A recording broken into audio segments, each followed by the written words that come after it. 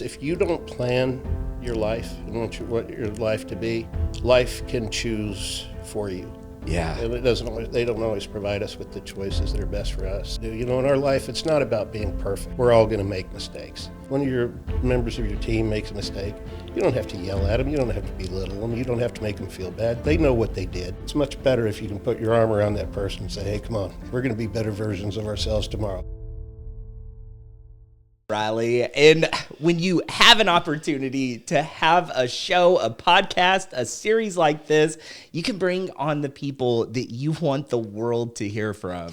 Today, I'm with my dad, Rich Riley. Rich Riley, thanks for coming on, man. Tyler, thanks for having me here, son. Merry Christmas. This is a great day, and I appreciate you making me a part of it. You know, it's kind of been fun when I was thinking about, you know, people, and I know this is the Real Russellville, but I'm in Russellville, and you have given me a lifetime of advice. You seem to have a cliche saying for every single thing that the world comes into. Yeah. Yeah. You know, I always kind of laugh about one thing, and it's, I say it all the time, and it's everybody knows what to do with the lion besides the person holding it by the tail. Right, yeah. So it's easy to sit back and criticize somebody else who's in there in the arena fighting, doing everything they can. It's easy to sit up there in the bleachers and say, well, grab that lion's tail or grab its ear or Twist it. Or you can jump in the arena and help fight that lion. But yeah, I'm glad you remembered that one. Oh, I do. And there's a dozen of others, but I'm really excited for the opportunity to share your story because it really is, you know, the life that you gave us is different than the life that you had to earn, essentially, right? Absolutely. You know, and kind of giving people the fast forward version of how to get to where we are. Can you share a little bit about your story and how you got to where you are today? Absolutely. You know, I became a father at a very young age, and I don't say that shameful. I'm very proud of where I've came from. I became a father at a very, very young age, and becoming a father at a young age truly has changed my life. I remember when Andrea was born back in 1982. I remember looking at her in this little cradle she had that it was made out of cedar. And I remember looking at her thinking, how could the best baby in the world get stuck with probably the worst dad ever? I didn't have any money. I didn't know much. I was barely graduating high school. But I promised her right then that I would work as hard as I can to give her everything she needed and everything that she wanted, you know. And I know I've worked as hard as I can, so I feel like I've kept that going promise. For sure. Yeah. Man, I remember that cradle. It was a cedar cradle, and it had Riley engraved in it, you know, and it's just kind of one of those classic baskets that kind of rock back and forth, you know. Yeah. And you know, I thought with the sentimental value, I thought one of my kids would want that, you know. Yeah. No, it's still in my storage. You know what I mean? Listen, have you seen the cradles that they have now? They're controlled with apps. You can send them with motion, vibrating sounds. They have cameras installed with it. So the cedar cradle was a little outdated at that time.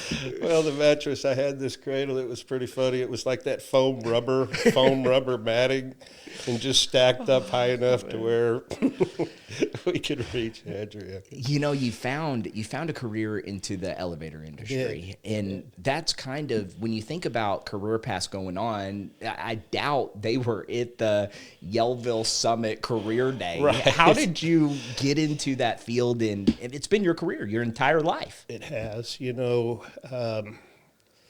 And I'm so fortunate that it worked out the way it did. I showed up in Tulsa, Oklahoma to go work in the elevator industry. And David Scholes, who of all places, he lives in Russellville right now. And he's just one of the most wonderful people I've ever met in my life. But I walked into the office and he says, "Boy, how old are you?" And I said, "I'm 17, sir." And he said, "You got to be 18 to go to work in the elevator industry." And I said, "Uh-oh." He says, "Can you come back when you turn 18? And I said, "I don't have enough money to get back from Tulsa to Peel, Arkansas." So I'd appreciate it if you go. And he did. He saved my life right there. He said, "All right, we're going to make this happen." And he did. He drove me over to got a temporary card. The guy said, you know, and to get that temporary card, it was like $50. Well, at that point, I didn't think I'd see $50 in my whole life, right? So I kind of looked at David. He says, "I got you." So fortunate there. And now to bookend my career, I work for a guy by the name of Vince Heaney. Yeah. And he's one of the finest people I've ever known in my life. And he's such a tremendous leader. You know, Henry Ford once said, he was asked who his best friend was, and he said, my best friend is the one that brings out the best in me. And Vince Heaney's that guy that brings out the best in everyone. Man, you talk about, we're kind of a combination of who we surround ourselves with, right? Like our 5 closest people will kind of determine our interactions and really our view on the life, right? Right. And it sounds like you're still at this age, trying to surround yourself from people that are continuously making you better. Absolutely. And that's what you have to do. You know, in our life, it's not about being perfect. We're all going to make mistakes. But each day, we just have to be a better version of ourselves than we were the day before. Just get better. That's all you have to do. Somebody makes a mistake. One of your members of your team makes a mistake. You don't have to yell at them. You don't have to belittle them. You don't have to make them feel bad. They know what they did. But it's much better if you can put your arm around that person and say, hey, come on, we're going to be better versions of ourselves tomorrow, and it just, I don't know, creates a happier. 1% better every day. Just get better every day. That's all you got to do, You lead such a large team now, right? And really across the state of Arkansas and into other areas and territories. And really, when you have such a vast area that you cover, that you're responsible for leading, that people rely on you to kind of know what they're doing in their day, how does that translate into your personal life? Does it influence any of your decisions through your daily activities? Well, it does. It does. In fact, let me show you an example. Can you put up your fist right here? Just put up your fist. All right. Now, if you've noticed right there, I put up my fist, you put up your fist. I started applying pressure, and you applied pressure back. That's right. I didn't ask you to put pressure back. I just said, hold up your fist. Yeah. So it proves the point, and that analogy has never failed. If you push, people will push back. But if I were to have said, hey, Tyler, can you come out with me to my truck? I got something for you. You would have gladly went out there to my truck with me. Yeah. I remember following you to your truck one time, and it was my birthday, and I can't remember the age I was turning, maybe like 26 or 27. And you said, I got something for you in my truck, and you took me out there, and I think you gave me like $13 out of your wallet. Yeah, well, you're welcome. We are welcome. Have you been able to make any money off of that in the market? Is that parlayed for you or anything? Yeah, part of the inheritance, Did you buy any Tesla stock with it? If you would have spent that $13 on Tesla stock. Oh, man. How did your transition go from leading a team into, being a dad and leading a family? Like, how did those things? You kind of wish sometimes you could hit the rewind button and go back and look at life again, and if you could, you realize that we're all at different levels in this world, right? But we all have one thing in common. We're all still trying to figure things out. Teenagers are trying to figure it out. You have adults still trying to figure it out, but we're all striving to find the same thing. Figure it out and be happy and live a good and honorable life. That's what we want to do. I feel that because, theoretically, I'm supposed to be a full-grown adult, but I still have to remind myself of that. It's like, okay, I'm a full-blown adult. I got to do adult things. And so really that kind of sounds like something that is normal through that test of time.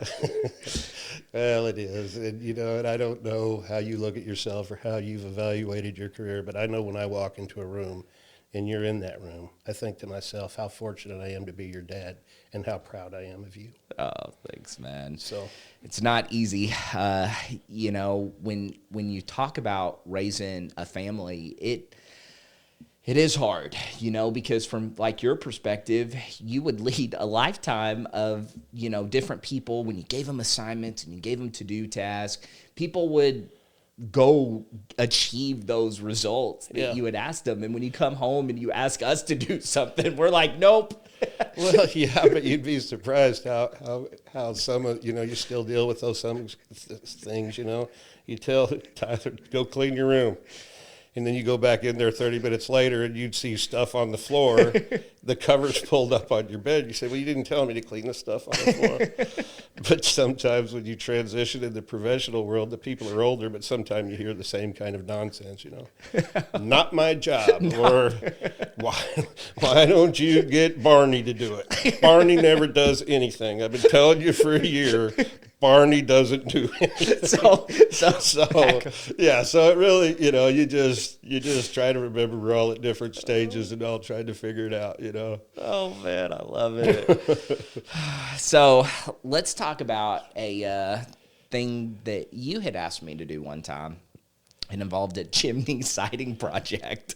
Okay, let me ask you about that. Is there any photos or videos on that? I'm scarred for life with it. I think I was on the roof of your third-story house with loafers and a rope tied out of a window. Without photos or evidence or witnesses, it's just hearsay, right? Okay, so we're either going to confirm or deny that story. But do you know what my biggest problem was? It wasn't having my son climb out on the top of a third-story house by a rope. Was it tied around your belt, or did we go through one of the belt loops? We went through a belt loop. Okay. Did we ever check to see if the rope was longer? I mean, if I would have been holding on, would it just been a free fall because the rope was... Gravity just would have taken course of it all. Oh, man. But I remember that. But you didn't die, right? No, we were good. I did get made fun of the cuts that I made against the chimney thing. You were like, there's a pretty big gap there, Tyler. I think the bottom was like 1 inch, and then at the top it was separated with like 6 inches, and the board was just kind of siliconed in. That cut didn't really stand the test of time. And I wasn't going to go out there and check, but I knew I didn't give you enough screws, but you kept saying, no, it's good, we're good. It's good, yeah. I still think that bottom board may have had one screw in it. Listen, we were there. I think shortly after that, you did have a company come refinish the whole outside of the house. They did. So they did. That repair didn't have to stand the test of time, did it? Yeah, no. And the guy that did the siding on my house, he pointed up to that top of the third story of my house. Said, "Who did that?" I said, "That was my son." That was my son. Probably not He one of went the out that proudest window. moments. He went out that window, walked on a 2-foot ledge. But yeah. Oh man. So lessons learned in life, right? We're kind of we're kind of a curriculum. Life is written in chapters, and you've written your life in many chapters, but it's not always easy. You chapters in life that are the greatest story to be shared.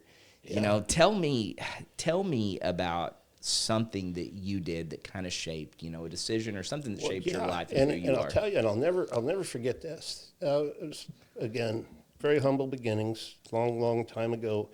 But the bills were catching up with us, right? Yeah.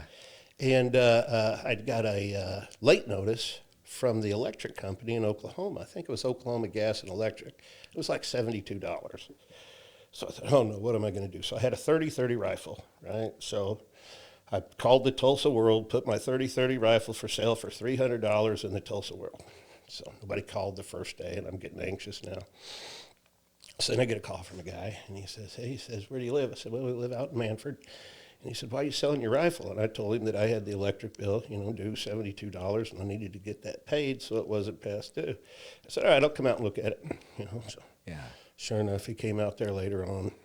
He offered me $75 for my rifle. Now, before that sounds like bad or the guy took advantage of me or anything, he didn't, because the moral of that story is, if you don't want to sell your 30-30 for $75, don't get behind on your bills. Yeah. And it also taught me in business, did this guy do anything wrong? He got the best deal. He could. He got the best deal he could, and he didn't do anything wrong. He made an offer. I accepted it. And so, yeah. You've probably learned from that to keep your cards a little closer to your chest. Exactly right. But most importantly, I learned don't get behind on your bills. Yeah. And don't play poker with face cards out. Yeah, exactly. I always get excited to follow the stories that you do on Facebook because you are a wheeler and a dealer still to this day. You'll flip all kinds of stuff. You have a billion different hobbies. And kind of growing up, I would get a kick out of the different stuff that you would bring home. Do you remember the monster truck? It was like Oh, a yeah. big Blazer Yeah, that you brought yeah. home. That was pretty cool, wasn't it? Do you remember when you competitively competed in lawnmower racing? Yeah, that was a pretty exciting time. I wish, in my life, I've been blessed with a first gear and a fifth gear. I don't have gears 2, 3, or 4.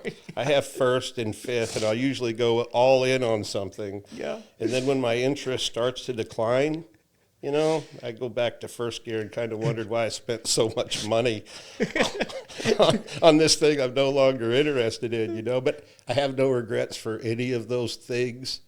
The only thing I'd maybe take back is my attempt to play professional blackjack. Let me tell you, there's no system to beat Vegas. There's none. There's not. Yeah. And if you do beat them, they're just going to kick you out of Vegas. Yeah, they're going to kick you out of business. Yeah, kick you out of Vegas. We're going to ask you to leave, sir. Yeah, we're going to need you to leave.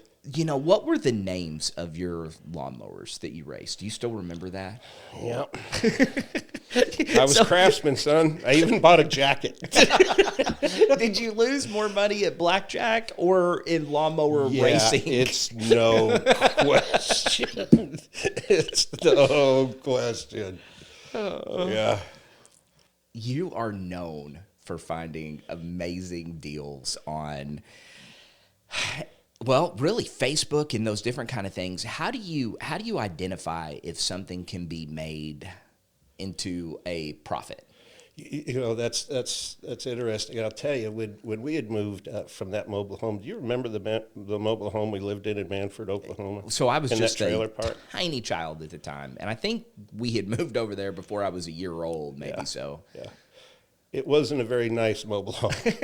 maybe there's a good reason I don't remember Worked it. hard, saved money. We bought a little small house in Broken Arrow. And Yeah. I'll never forget. I was so excited, so proud.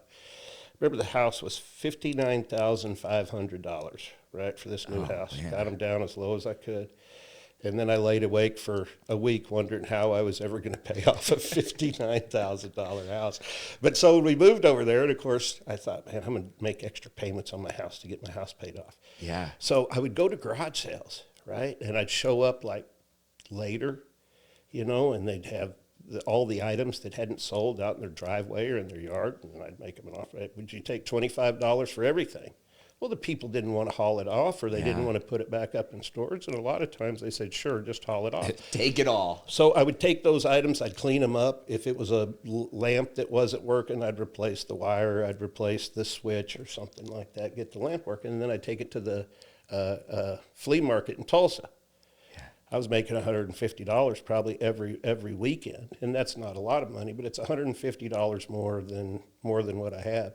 And then at the flea market, I would go full Dwight Schrute, where I traded the thumbtack for the telescope, Oh, yeah. So I was hustling, man. So, that those experiences had to give you, more of a respect and appreciation for when, I don't want to say when life got easier, because you had to have that hustle and grind your entire life. You did. But it had to make you thankful for how the later chapters were written, you know. Yeah. Thinking about it now, what are some things that you are still surprised about today that you're blessed with? And it's quite a transition. When you're younger, you're thinking about the fancy cars, you're thinking about the big houses, you're thinking about the stacks of cash, the nice clothes, the fancy watches, you're thinking about all those things. And then I'm not sure at what age you realize all those things don't matter. Yeah. Or they don't matter as much as you thought they did. But what matters is seeing your kids and your grandkids being good people, being good citizens, being kind and caring. That's what matters. When you have these grandkids and these kids and, anybody who's really watching, starting their own life, Yeah. what is some advice you wish you could share to the world today for those younger people that are maybe just getting going? Just love who you love as much as you can for as long as you can. Yeah. Let the small stuff go. You don't have to. Not everything needs a battle. Just let some small stuff go, and try to make a difference along the way. Try to make somebody smile each day. Try to do something to make a difference. You're a big planner. You love a good plan. It really kind of instilled it in me with the way that I try to project plan and facilitate and execute what I do. When you're thinking about a plan for the rest of the world, whether somebody's coming out of high school and fixing to get involved professionally, what does a plan look like? How would you tell somebody to structure that? I tell everybody to look at a 5-year plan, and I would even go back even further. I would even go back to junior high school. Yeah. You know, what do you want your life to be in 5 years? Right. What do you want your high school years to look like? What kind of car do you want to be driving? Then what are you going to do to get that car? Where do you want to go to school at? You want to go to school at Arkansas Tech? They don't take everybody that just wants to go to school there. Are you going to meet their criteria to be a student at Arkansas Tech? And those are the things you got to work for. You got to be good people. You got to be good citizens. You got to be responsible when you're driving a car. You got to do all those things if your goal is to go to Arkansas Tech. And then when you go to Arkansas Tech, create another 5-year plan. Well, in 5 years, I want to have this kind of house. I want to be driving this kind of car. I want to be married. I want to have kids, whatever that dream is. Right. And then develop your plan to reach your goals. Each New Year's Day, look at the last year in review. How'd you do? Yeah. How'd you do? I like that. I always kind of take that time around my birthday. I'll reflect on it. Hey, another year around the sun. This is what my short-term year's going to look like, and this is where I want to be in 5 years. Yeah. So, and you would be so surprised on, probably not you, but I still get surprised. 5 years is fast. It goes by so fast. It does. And you can remember little details about where you were 5 years ago, what you were thinking, rooms you were in, those scenarios. And when you have those plans come together with where you are, it's kind of like a surreal feeling. It is. And it's so important because if you don't plan your life and want your life to be, life can choose for you. Yeah. And they don't always provide us with the choices that are best for us. So let's decide what we want to do and do our best to get there. With your life, let's say money, time, health was of no, you didn't even have to worry about it. You hit the lottery, 770 million, whatever it is. Yeah. What is something fun that you would do? Hobby, passion, creation? What would something your wildest thing be? Well, the first thing I'd do is hire all my kids and all my grandkids. Accepted. Yeah, and probably make Jenny our president of our. But I want to start a dog rescue mission. I want to save dogs. I want to rescue dogs. Jenny is even if it's an older dog, dog that's hungry or thirsty or needs some medication or just wants somebody to love it. That's what I want to do. In fact, when that lotto got up to $1 billion, I was really disappointed that I'd missed by 5 numbers because I had it all planned out in my mind. You were ready to open up this pet palace. Yeah, that's what I was going to do. Man, that's a really cool thing, man. Yeah, so it's been a tough year for our family, right? And there's one thing, you're wearing the button today, Love Like Brooklyn, right? Yeah, and do you mind to share the world with what that still means to us? Yeah, it was just rocking and rolling through life. Everything's good, Then you lose someone like Brooklyn, and it just knocks you out. I mean, the world's going. I was at the Atlanta airport when Andrea called me, and I remember not being able to find my gate, and it just seemed like the world was going 100 miles an hour right around me, Yeah. And I remember I couldn't stop crying, and I kept thinking, if somebody makes fun of me, I'm going to beat them right here in the Atlanta airport. And I'm not kidding. I was just angry, mad, whatever else. But now I thank God that I got to be her poppy for 17 years. And let me tell you a funny story. When one of the things my wife and I like to do, we call it Momo and Poppy Surprise. Right. And we'll take the kids and the grandkids we first taken them to Walmart, then we started going to Target. We'd go all over the place, So everybody was excited getting out of the vehicles, kids would run in the store. Well, the electronics and stuff got to be a little more expensive, So I told them all one time, we're getting out of the car, I said, all right, guys, so this time we're going to have a $25 limit, I was buying iPads or Yeah, all the things. All the things, you know. So little Brooklyn held my hand. She looked up at me with tears in her eyes. She says, "What's the matter, Poppy? Are you not rich anymore?" So I assured her that Poppy was still doing okay, and we never talked about a price limit. Not ever again. We're trying to flip flea market deals that week to get them something. Yeah. You know, looking back on all the, memories that you have, those little moments that seem like they're part of everyday life, those funny things, they're all that matter now, All that matters, yeah. Yeah.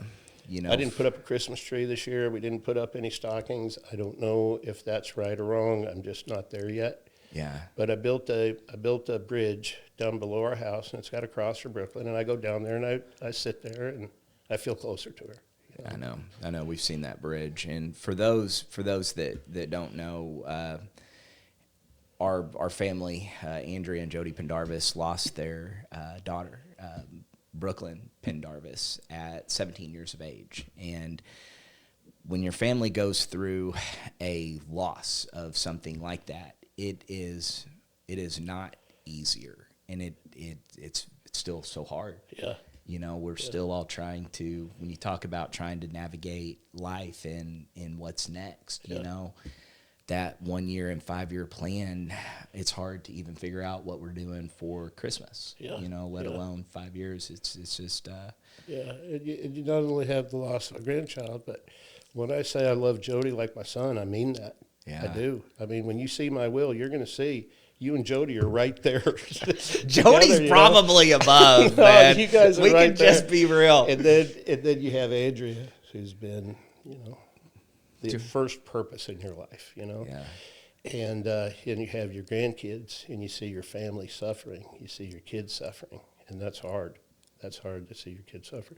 When you're a poppy or a dad that would do anything for your family, and I truly think I would. But that's kind of one of the things that's most important. We find out that we'll kind of make our greatest sacrifices. We won't think about what it does to us, what it's going to do for anything, as long as we have the ability to provide a good life for those that are part of our inner circle. And, that's always been something that you've done incredible on. Yeah, well, thank you, man. But our family is tight. We're close. We're going to lean on each other, and we're just going to do the best we can do. I know. Yeah. So, Dad, thank you so much for coming on and taking the time to talk to us and share life wisdom. Tyler, this has been great, man. Thank you so much for your time. I've enjoyed this a lot. I've enjoyed this a lot as well. I hope I didn't embarrass you, but you could. Hey, remember that? And the audience was like, "Hey, I thought you taught me terrible dance moves growing up, and you did like. Do you remember teaching me foot behind the foot? Foot behind the foot. Oh, foot yeah, behind the foot. foot. That's and a good one. That carried me through like almost all of high school. Well, how about the sprinkler? Have you ever perfected the sprinkler? No. What about starting the mower? Can you start the mower? No, you didn't teach me any of those. It was foot behind the foot, and then we went to, when I mastered it, I could enter into a spin. Yeah. What about the robot? Did you ever try to mix the robot into it? No, apparently you never thought I would be ready for any of those. It was only foot behind the foot. I wasn't sure you could handle it because, even on my robot now, it's continued to evolve. I could even do the robot with the swinging gait with the arm out. I'll just never forget my 6th grade dance. I was out there the whole time, 3 hours, foot behind the foot. We just kept it going. Just keep it going. Yeah. I was out there, but the one thing that's really funny about that is if you have the confidence to do something. I remember everybody saying, and those girls that were dancing with me and stuff like that, they were like, "You're the only one out here dancing." And having the confidence to just get out there and do something is a life skill like no other. Yeah. You got to have confidence to approach this world like, remember little Colt when he'd run through the house and he'd have a towel around his neck like Batman? Yeah. That dude would have jumped off that roof. He would have made you so nervous. Yeah. But you got to have the confidence. Whatever you do in life, have the confidence of a kid pretending he's Batman or Superman. And can fly. Yeah. I love it. Well, hey, thanks so much for coming on, man. I love you, son. Love you too, Merry man. Christmas, man. Merry Christmas. Bye. Bye.